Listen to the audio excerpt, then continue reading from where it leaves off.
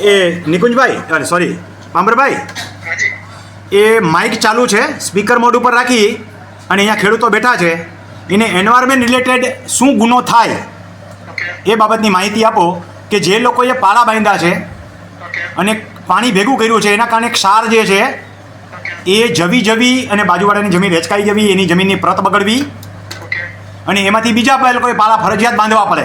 આવો એક સિલસિલો ચાલુ થયો છે અને ખેડૂતો હેરાન થાય છે. બધા ખેડૂતો સહમત છે કે આપણે પાળા તોડવા છે અને હંમેશા એકાદ વ્યક્તિ સહમત ન હોય, એવું પણ બને કે બે ચાર વ્યક્તિ સહમત ન હોય.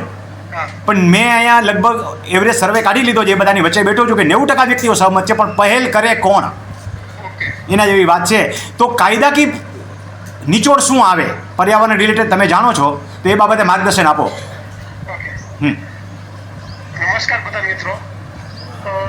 જેમ રમણીકભાઈ કીધું કે ગામના કેટલાક લોકો છે એ પોતાના ખેતરમાં પાળા બાંધી અને બીજાને નુકસાન થાય એવું કરે છે, પણ શરૂઆત કોણ કરે? પણ જો આમાં ઘણા બધા રસ્તા છે. એક તો પહેલા તો જમીન અને પાણીના પ્રાકૃતિક હકો માટે તમે રેવન્યુ કોર્ટમાં જવું તો રેવન્યુ કોર્ટમાં જઈ શકો, સિવિલ કોર્ટમાં જવું તો સિવિલ કોર્ટમાં જઈ શકો. પ્લસ જો કોઈ ખેડૂત પોતાના ખેતરમાં આવું કામ કરતા હોય અને પાડોશીનું ખેતર બે ઉપજાવ, જેમ કે રમણીકભાઈ વાત કરી કે ક્ષારનું પ્રમાણ વધતું જાય છે દિવસે ને દિવસે, તેના માટે તમે ઇન્ડિયન એસેસમેન્ટ એક્ટમાં કલમ 7 અને 15 મુજબ કુદરતી પાણીના પ્રવાહને રોકવાનો યોગ્ય નથી એને આધાર બનાવીને કાર્યવાહી કરી શકો. આ રીતે પાણી ભરાવાથી ખેતરને અથવા તો વ્યક્તિને કંઈ નુકસાન જતું હોય તો એને આધાર બનાવીને તમે સિવિલ કોર્ટમાં પણ જઈ શકો. આ ઉપરાંત લેન્ડ રેવન્યુ કોડ હેઠળ અરજી કરી શકો, તમે ફરિયાદ કરી શકો.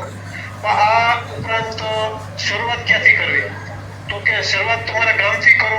ગ્રામ પંચાયત અથવા તો સરપંચને વચ્ચે રાખી અને સમજાવટનો પ્રયાસ કરો તો મારા માટે બેસ્ટ છે.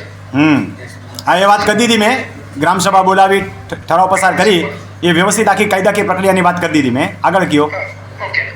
સરપંચથી જો ન પતે તો પછી તાલુકા મામલતદાર કચેરીએ જઈ અને લેખિતમાં અરજી કરો. હાજી. કે તમારા ખેતરમાં નુકસાન થાય છે. હાજી. એના આધાર પુરાવા આપો. ફોટો હોય તો ફોટા આપો અને એને સામે રાખીને તાલુકા મામલતદારને તમે અરજી કરી શકો. અને રોજ કામ કરાવો. રોજ કામ કરાવો. ત્યાંથી ન પતે તો પછી ડેપ્યુટી કલેક્ટરમાં જાઓ. યસ, એસડીએમમાં જાઓ. બસ ત્યાં જાઓ અને લેખિત અરજી કરો. અને એવું હોય તો બધા ખેડૂતો સાથે મળો તો આજુબાજુમાં જે વધારે નુકસાન થતું હોય બધા સાથે મળી જાવ તો વધારે અનુકૂળ રહેશે. હાજી, બરોબર છે. ત્યાંથી કામ ન પતે તો કલેક્ટરમાં જાઓ.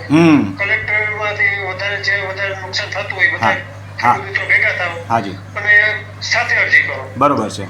એ તો વધારે ઝડપથી નિકાલ આવશે. હા, યસ. જિલ્લા જો એમાંથી આગળ ન્યાય ન પતે તો પછી સિવિલ કોર્ટમાં જાઓ. કોર્ટમાં કેસ કરો અને સામે પક્ષે એવી અરજી કરો કે હવે આગળ જતા આવું ન બને, એના માટે અમારે શું કરવું. બરોબર છે. એના માટે કોર્ટ તમને ડિસિઝન લેવડાવશે અને એમાં આગળ વધી શકો. બરોબર છે. આ રીતે થઈ શકે. એ રીતે એન્વાયરમેન્ટ રિલેટેડ આપણે ફરીવાર રિપીટ કરી દો એટલે આ લોકોને ખબર પડે કે એન્વાયરમેન્ટનો પણ મોટો ગુનો કરે છે. હા, એન્વાયરમેન્ટમાં એવું છે કે જો કોઈને ખેડૂતને નુકસાન થતું હોય તો ઘણા બધા કાયદા છે. એમાં ઇન્ડિયન એસેસમેન્ટ એક્ટ છે 1882 નો. એમાં સેક્શન 7 અને 15 મુજબ કે પાણીને રોકવાનો જે ગુનો છે એમાં લખેલું છે. એને આધાર બનાવીને કાર્યવાહી કરી શકો. બરોબર છે. સિવિલ સ્યુટમાં પણ જઈ શકો તમે. લેન્ડ રેવન્યુ કોડ છે એ હેઠળ પણ અરજી કરી શકો તમે. એન્વાયરમેન્ટનું એ બધું એમાં ઘણું બધું થઈ શકે.